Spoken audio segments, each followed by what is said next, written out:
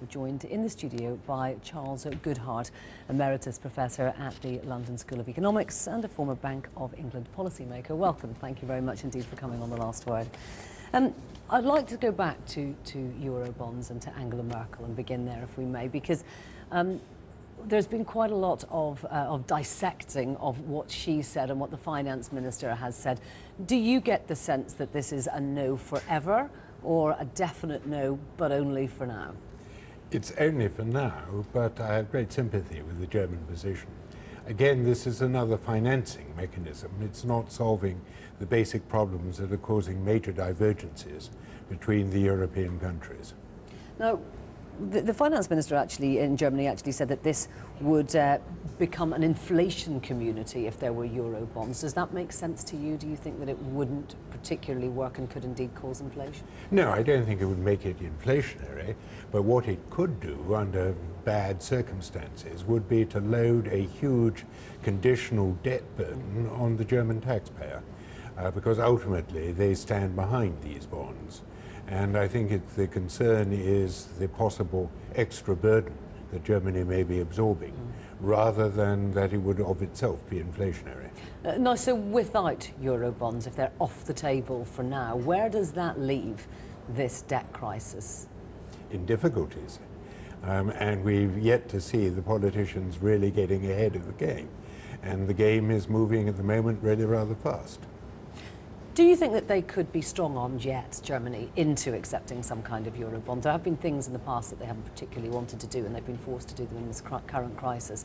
Do you think that we may yet see Eurobonds because they don't come up with another solution? There are limits to what can be achieved politically, and the German electorate is not about to assume responsibility for the rest, particularly the weaker parts of Europe, whom the German electorate see as largely responsible for their own problems.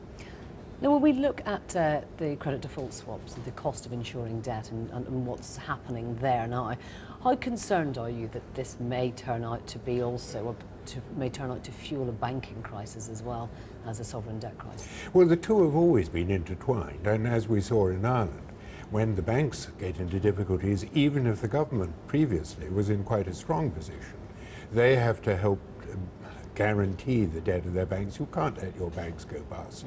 You can't run an economy without banks. And therefore the banks and the government have always been intertwined. The banks weaken when the government weakens, and the government weakens when the banks weaken. Now, the Libor rate, I was just reading about it there, it's increasing. It's nothing like where it was in 2008, but does this indicate to you that there may be a freezing up of money markets?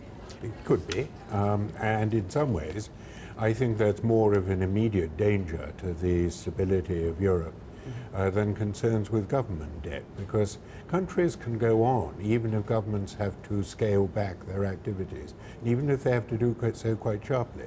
But countries can't go on if their major banks should come to have to close. And you can't run an economy without a banking and a payment system. When you see that uptick, does it concern you that it may increase? Yes.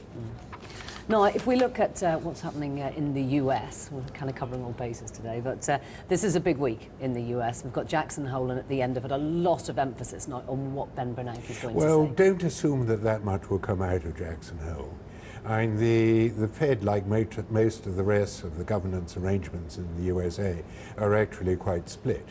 And I don't think that Ben Bernanke can actually announce anything specific without having got the agreement of the FOMC, the full committee. And I doubt whether that will have met and enable him to make any commitments prior to Jackson Hole. I expect rather generalities about we'll do everything that's necessary. How concerned are you about the US economy, bearing in mind that we've seen weakness in it before any austerity measures have been put in place?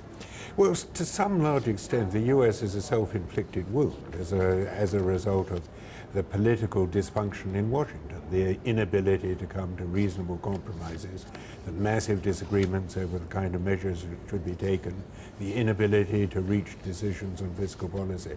It's the uncertainty about the political future that is causing a lot of the problem there. Ultimately, it's a very, very strong economy, but at the moment it's in a political mess. Charles Goodhart, thank you very much indeed for joining us today.